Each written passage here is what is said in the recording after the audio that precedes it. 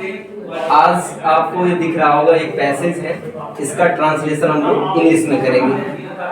कैसे करते हैं ध्यान पूर्वक देखिएगा, आपको बहुत सारी जानकारी मिलेगी कि कैसे हम किसी भी प्रकार के हिंदी के वाक्य को इंग्लिश में कैसे हम ट्रांसलेट करते हैं, कौन कौन से रूल्स यूज होते हैं, कौन से यूजेस होते हैं, सारी चीजें आपको इस वीडियो में सीखने को मिलेंगी। तो जैसा कि यहाँ पे देख रहे होंगे एक पैसेज है, आपको प्रवेश पत्र मिल गया होता यदि आपने लिपिक से झगड़ा नहीं किया होता, एक वाक्य है। उसके बाद में वास्तव में आपको लिपिक से झगड़ा नहीं करना चाहिए था, यद्यपि लिपिक बहुत दयालु व्यक्ति है। खैर कोई बात नहीं, मैं आज आपको प्रवेश पत्र दिलवा दूंगा, किंतु आपको लिपिक से माफी मांगनी पड़ेगी। आप एक विद्यार्थी हैं, इसलिए आपको क्रोधित नहीं होना चाहिए। मैं जानता हूं कि आप शीघ्रता से क्रोधित हो जाते हैं, लेकिन मेरी बात याद रखिए, जिंदगी में हमें हमेशा संयम से कार्य करना चाहिए। तो इसमें आप देख रहे होंगे विभिन्न प्रकार के वाक्य हैं, ऐसा नहीं है कि सिर्फ एक टाइप का सेंटेंस है, यानी कि कई प्रकार के टाइप के सेंटेंसेस हैं और हम कैसे लगाएंगे इसको ध्यानपूर्वक आप देखिए। तो सबसे पहला हम वाक्य देखते हैं, आपको प्रवेश पत्र मिल गया होता यदि आपने लिपिक से झगड़ा नहीं किया होता। ये वाक्य देख करके आपको लग रहा होगा कि किसी भी टेंस में तो हमने ये पढ़ा ही नहीं है। जैसे आप लोगों ने टेंस में पढ़ा होगा, जा रहा था, खा रहा था, रही थी, रहे थे, रहा है, रही है, जाता है, खाता है, पीता है, सोता है, ये सारी चीजें आपने पढ़ी होगी। लेकिन ऐसा नहीं पढ़ा होगा कि किसी हिंदी वाक्य के अंत में क्रिया के साथ अंत में होता आए या करता आए। ध्यान दीजिए कि एक कंडीशनल सेंटेंस है, तो कंडीशनल सेंटेंस का एक फार्मूला होता है, उसको हम लगाएंगे, फिर इस सेंटेंस को हम ट्रांसलेट करेंगे। तो सबसे पहला हम देखेंगे कि ये दो खंडों से मिलकर के एक वाक्य बना हुआ है। आप देख रहे होंगे, आपको प्रवेश पत्र मिल गया होता, यहाँ तक आपका एक खंड है। फिर यहाँ देख रहे होंगे, यदि आपने लिपिक से झगड़ा नहीं किया होता, ये दूसरा खंड है, यानी कि दूसरा क्लॉज है। ये फर्स्ट क्लॉज है, ये सेकंड क्लॉज है। तो सबसे पहले हम दोनों तरीके से बना सकते हैं, या तो इस क्लॉज को पहले लिख दें या तो इस क्लॉज को पहले लिख दें, तो कोई भी हम क्लॉज लिख सकते हैं। तो यदि अगर हम यहाँ से लिखते हैं तो ये वाला जो क्लॉज है वो हम बनाएंगे, पहले लिखेंगे ये, उसके बाद में लिखेंगे सब्जेक्ट, फिर लिखेंगे हेड लिखेंगे, उसके बाद में वर्ब का थर्ड फॉर्म यूज करेंगे, फिर कामा लगाएंगे और ये वाला क्लॉज हम बनाएंगे किस फार्मूले से, subject plus would plus have plus verb का थर्ड फॉर्म। ये कंडीशनल सेंटेंस का 3 टाइप्स का सेंटेंसेस है। चलिए आगे बढ़ते हैं। तो सबसे पहले हम यहाँ से लेते हैं, यदि आपने लिपिक से झगड़ा नहीं किया होता, यहाँ से मैं लिखना स्टार्ट करता हूँ। यदि आपने, सब्जेक्ट कौन है, आप, यू, उसके बाद में हम लिखेंगे हेड, जैसा कि मैंने बताया, सब्जेक्ट लिखेंगे, फिर हेड लिखेंगे, फिर वर्ब का थर्ड फॉर्म। तो यहाँ पे क्या है, यदि आपने लिपिक से झगड़ा नहीं किया होता, आपने क्या नहीं किया होता, झगड़ा नहीं, यानी किसी में जो क्रिया है वो झगड़ा करना है। तो इफ यू हैड, और यहाँ ध्यान दीजिएगा नेगेटिव सेंटेंस है, ये है नेगेटिव सेंटेंस, तो हम लगा देंगे नॉट, यू हैव नॉट। अब हम लिखेंगे वर्ब का थर्ड फॉर्म, क्वारल, क्वारल, यहाँ पे थर्ड फॉर्म हो जाएगा, if subject plus head plus not plus verb का थर्ड फॉर्म। यदि आपने झगड़ा नहीं किया होता, किससे नहीं झगड़ा किया होता, लिपिक से, तो ध्यान दें, विद क्लर्क, क्लर्क मतलब होता है लिपिक, फिर लगा देंगे कामा, फिर ये वाला क्लॉज का ट्रांसलेशन करेंगे। आपको प्रवेश पत्र मिल गया होता, तो हम सबसे पहले सब्जेक्ट लिखेंगे, तो किसको मिल गया होता, आपको, यू, उसके बाद में हम लगाएंगे वुड, फिर लगाएंगे हैव, यू वुड हैव। अब हम लगाएंगे वर्ब का थर्ड फॉर्म, ये है स्ट्रक्चर, स्ट्रक्चर में ये पहले हम सब्जेक्ट लिखते हैं, फिर वुड लिखते हैं, फिर हैव लिखते हैं, उसके बाद में हम लिखेंगे वर्ब लिखेंगे।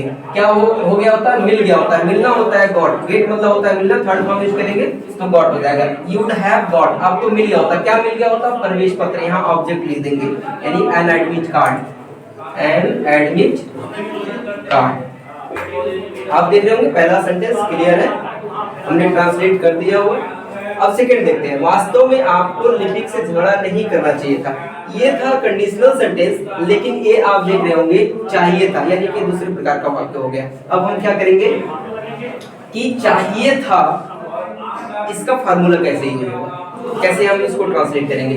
तो इसका एक स्ट्रक्चर होता है, अगर कोई काम करना चाहिए था आए तो हम यूज करते हैं, पहले सब्जेक्ट यूज करते हैं, उसके बाद में हम यूज करते हैं शुड या मस्ट। अगर अवश्य बात आए तो मस्ट का यूज कर देंगे, फिर हैव लगाएंगे, उसके बाद में वर्ब का थर्ड फॉर्म यूज करेंगे, फिर ऑब्जेक्ट या कॉम्प्लीमेंट यूज करेंगे। हालांकि ये नेगेटिव सेंटेंस है तो हम क्या करेंगे, शुड या मस्ट के बाद, शुड या मस्ट अगर हम शुड लगाते हैं तो उसके बाद नॉट लिख देंगे, फिर हैव लिखेंगे, फिर वर्ब का थर्ड फॉर्म यूज करेंगे। तो ध्यान दीजिएगा, वास्तव में ये हम लिख देंगे पहले इंडीड। इंडीड का मतलब होता है वास्तव,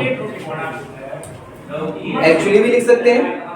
इंडीड वास्तव में आपको लिपिक से झगड़ा नहीं करना चाहिए था। सब्जेक्ट कौन है, किसको नहीं झगड़ा करना चाहिए था, आपको। तो हम लिखते हैं सब्जेक्ट यू, उसके बाद लिखेंगे शुड, जैसे कि मैंने बताया पहले सब्जेक्ट, उसके बाद में शुड, फिर हैव। यहाँ नेगेटिव है तो शुड के बाद हम नॉट लगा देंगे, you should not have.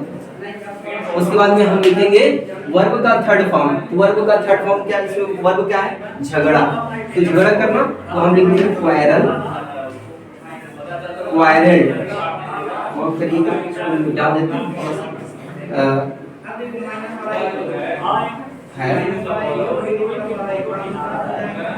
Quarrel. किससे नहीं करना चाहिए था, लिपिक से। नहीं तो कलर, फुल स्टॉप। दूसरा वाक्य भी हमने बना दिया। इस तरह से आपने देखा कि पहला जो वाक्य था वो कंडीशनल टाइप का सेंटेंस था, और दूसरा आप देख रहे होंगे करना चाहिए था, ये दूसरा टाइप का ये सेंटेंस था जो हमने फार्मूला आपको बताया और उसके हिसाब से हमने ट्रांसलेट किया। चलिए नेक्स्ट देखते हैं। यद्यपि लिपिक बहुत दयालु व्यक्ति है, ये तो बहुत ही साधारण, एकदम बहुत ही सिंपल सेंटेंस है, वाक्य है। यद्यपि का होता है, यहाँ देखिए, यहाँ से यहाँ तक एक वाक्य है। यद्यपि का मतलब होता है दो, या आल्दो भी ले सकते हैं। दो मतलब होता है हालांकि या यद्यपि। लिपिक बहुत दयालु व्यक्ति है। अब यहाँ पे कौन है, लिपिक यानी क्लर्क।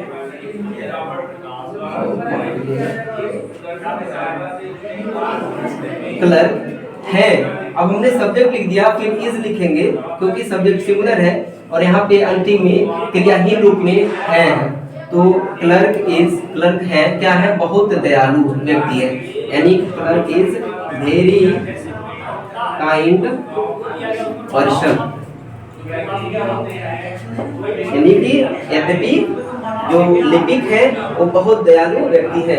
खैर कोई बात नहीं, मैं आज आपको प्रवेश पत्र दिलवा दूंगा, किंतु आपको लिपिक से माफी मांगनी पड़ेगी।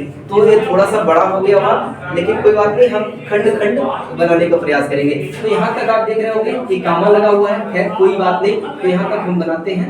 Anyway, anyway there is no problem, there is no problem, there is no problem, या आप लिख सकते हैं इट डजंट मैटर। एनीवे का मतलब होता है कि, और देयर इज नो प्रॉब्लम का मतलब कोई बात नहीं, कामा लगा देंगे। मैं आज आपको प्रवेश पत्र दिलवा दूंगा। यहाँ तक एक वाक्य आप देख रहे होंगे, और यहाँ आप देख रहे होंगे हालांकि ये वाक्य किसी कंजंक्शन से जुड़ा हुआ है, फिर आगे एक वाक्य लिखा हुआ है। तो हम क्या करेंगे, कंजंक्शन को अभी छोड़ते हैं, यहाँ तक हम ट्रांसलेशन करेंगे, यहाँ से यहाँ तक का। तो यहाँ पे आप देख रहे हैं ये क्या है, कौन सा क्लॉज है, मैं आज आपको प्रवेश पत्र दिलवा दूंगा। ये फ्यूचर इंडेफिनिट का एक सेंटेंस है। उसके बाद में पुनः आप यहाँ पे देख रहे होंगे कि आपको लिपिक से माफी मांगनी पड़ेगी। ये भी फ्यूचर, आई थिंक फ्यूचर का ही सेंटेंस है। तो हम किस तरह बनाएंगे, हम दोनों फ्यूचर में नहीं बनाएंगे। फर्स्ट क्लॉज हम क्या करेंगे, प्रेजेंट इंडेफिनिट का फार्मूला यूज करेंगे। तो ध्यान दीजिएगा, सबसे पहला चीज क्या है, सब्जेक्ट है, कौन दिलवा देंगे, मैं। यहाँ प्रेजेंट इंडेफिनिट बनाएंगे हम, प्रेजेंट इंडेफिनिट के फार्मूले के अकॉर्डिंग। आई गेट यू, मतलब मैं आपको दिलवा दूंगा या दिलवा देता हूँ। क्या दिलवा देता हूँ, एडमिट कार्ड, अब यहाँ पे हम देखिए एन नहीं यूज करेंगे, बल्कि इसके जगह पे हम द का यूज करेंगे, दी पढ़ेंगे। यहाँ ध्यान दीजिएगा, I get you the admit card, क्योंकि हमने एडमिट कार्ड की चर्चा एक बार कर ली है, इसीलिए हम आर्टिकल द का यूज करेंगे, लेकिन यहाँ दी पढ़ेंगे। If I get you the admit card, I get you the admit card today, मतलब कब मैं दिखाऊंगा, आज दिखाऊंगा। अब लिखा है किंतु आपको लिपिक से माफी मांगनी पड़ेगी, तो किंतु का मतलब होता है बट आपको लिपिक से माफी मांगनी पड़ेगी। किसे मांगनी पड़ेगी? आपको। ध्यान दीजिएगा,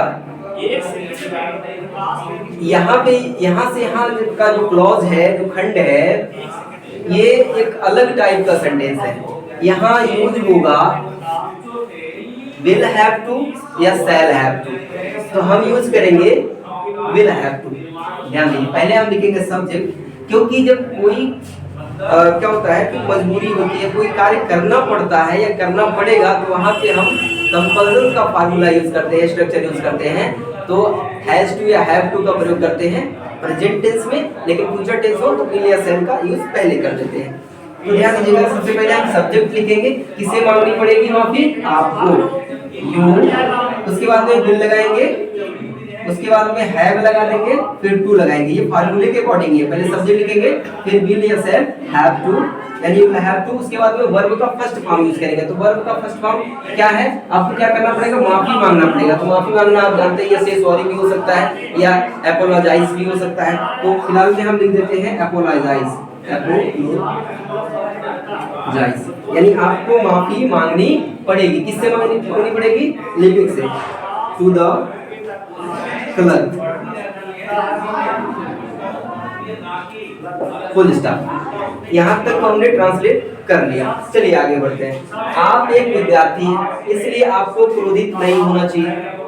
ध्यान दीजिएगा, आप एक विद्यार्थी हैं, यहाँ तक एक क्लॉज है, और इधर जो है इसलिए, यानी ये कंजक्शन से ये क्लॉज जुड़ा हुआ है। तो सबसे पहले हम कंजक्शन को यहाँ पे छोड़ते हैं, थोड़ा सा पॉज करते हैं, यहाँ तक हम ट्रांसलेशन करते हैं। आप एक विद्यार्थी हैं, बहुत ही सिंपल है, यू आर स्टूडेंट, आप एक विद्यार्थी हैं। अब लिखा है इसलिए, सो या दैट्स वाई,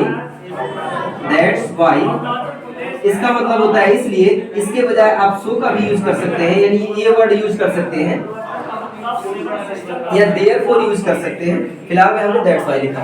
आपको क्रोधित नहीं होना चाहिए। देखिए ये थोड़ा सा अलग है, यहाँ पे आप यूज करेंगे, सबसे पहले सब्जेक्ट यूज करेंगे यू, फिर आप लिखेंगे शुड का प्रयोग करेंगे क्योंकि यहाँ पे चाहिए है, फिर लिखेंगे आप नॉट का यूज करेंगे, फिर आपको बी का यूज करना है क्योंकि होने की बात हो रही है, तो यहाँ पे बी का यूज करेंगे। यू शुड नॉट बी, क्या नहीं होना चाहिए? आपको क्रोधित नहीं होना चाहिए। क्रोधित यानी एंग्री, आपको क्रोधित नहीं होना चाहिए। अब वो चलिए आगे बढ़ते हैं। मैं जानता हूँ कि आप शीघ्रता से क्रोधित हो जाते हैं, लेकिन मेरी बात याद रखिए, जिंदगी में हमें हमेशा संयम से कार्य करना चाहिए। देखिए यहाँ से लेकर के यहाँ तक यह समझ लीजिए एक ही वाक्य है, बाकी कई क्लॉजेस हैं, कई फ्रेजेस हैं। तो हम क्या करेंगे? आइडिया लगा करके ट्रांसलेट करेंगे, खंड खंड करके। तो देखिए यहाँ पे मैं जानता हूँ कि ये है कंजक्शन, यहाँ तक हम अभी ट्रांसलेट करेंगे। यहाँ पे मैं जानता हूँ, तो यहाँ पे होगा आई नो, मैं जानता हूँ। प्रेजेंट इंडेफिनिट का सिंपल सेंटेंस है, अफर्मेटिव सेंटेंस है, सब्जेक्ट प्लस वर्ब का फर्स्ट फॉर्म हमने यूज कर दिया क्योंकि ये आई था, आई के साथ हम लोग क्या लगाते हैं? वर्ब का फर्स्ट फॉर्म। तो आई नो, फिर ये है कंजक्शन, तो हम यूज करेंगे दैट, जो कि इस वाले खंड को, इस वाले क्लोज को ये जोड़ रहा है। तो आई नो दैट का मतलब होता है कि आप शीघ्रता से क्रोधित हो जाते हैं। ये भी प्रेजेंट इंडेफिनिट का सिंपल सेंटेंस, अफर्मेटिव सेंटेंस है। तो ध्यान दीजिएगा, वही फार्मूला हम यूज करेंगे जो हमने पढ़ा है। तो यहाँ पे सब्जेक्ट कौन है? आप, तो यू लगाएंगे यू। अब आप क्रोधित हो जाते हैं, यानी हम यूज करेंगे हो जाना कि क्या होता है? गेट का मतलब भी होना होता है, तो हम यूज करेंगे टर्न का मतलब भी होना होता है, लेकिन फिलहाल में हम यूज करेंगे सिर्फ गेट। यू गेट, आप हो जाते हैं, क्या हो जाते हैं? क्रोधित। यू गेट एंग्री, आप क्रोधित हो जाते हैं। कैसे होते हैं? शीघ्रता से। शीघ्रता का मतलब तेजी से, जल्दी से, क्विकली, क्विकली आप शीघ्रता से क्रोधित हो जाते हैं। अच्छा माफ करिए, फुल स्टॉप नहीं लगाना चाहिए यहाँ पे है, लेकिन मेरी बात याद रखिए। यानी यहाँ से यहाँ तक एक फ्रेज है, एक वाक्यांश है, लेकिन इस कंजक्शन से जुड़ा हुआ है, तो हम लिखेंगे बट मेरी बात याद रखिए। रिमेम्बर माई वर्ड्स,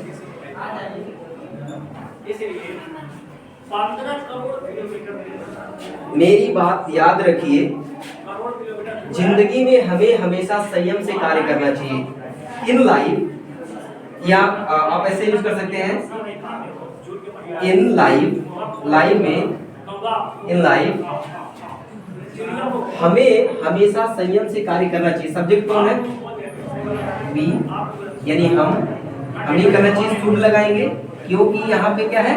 करना चाहिए। तो करना चाहिए जब आया इस प्रकार का वाक्य तो हम लगाते हैं सब्जेक्ट प्लस शुड या मस्ट प्लस वर्ब का फर्स्ट फॉर्म, फिर उसके बाद में सब ऑब्जेक्ट या कॉम्प्लीमेंट यूज करते हैं। तो इन लाइफ वी शुड क्या करना चाहिए? कार्य करना चाहिए। वी शुड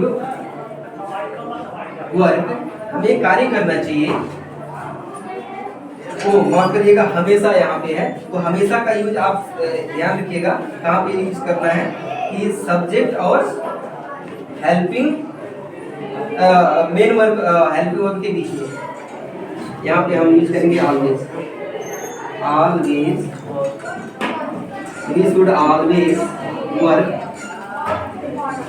मतलब मेन वर्ब और हेल्पिंग वर्ब के बीच में आप ऑलवेज, ईवर, ऑफन ये सब का यूज करेंगे। यूजुअली, ओकेजनली, ये सारे जो एडवर्ब है उसका यूज आप मेन वर्ब और जो है हेल्पिंग वर्ब के बीच में करते हैं। तो इन लाइफ यानी जीवन में हमें क्या करना चाहिए? संयम से हमें कार्य करना चाहिए, हमेशा कार्य करना चाहिए। कैसे? संयम से, यानी विद पेशेंस, विद पेशेंस।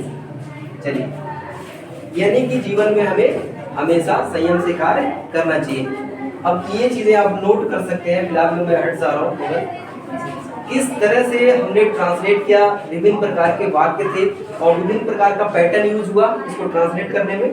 तो ये सारी चीजें आप नोट कर सकते हैं। इस तरह से आप भी ट्रांसलेट कर सकते हैं और यदि ना समझ में आए तो आप कमेंट भी कर सकते हैं, मैं आपको जरूर मदद करूँगा। धन्यवाद, मिलते हैं किसी और वीडियो के साथ।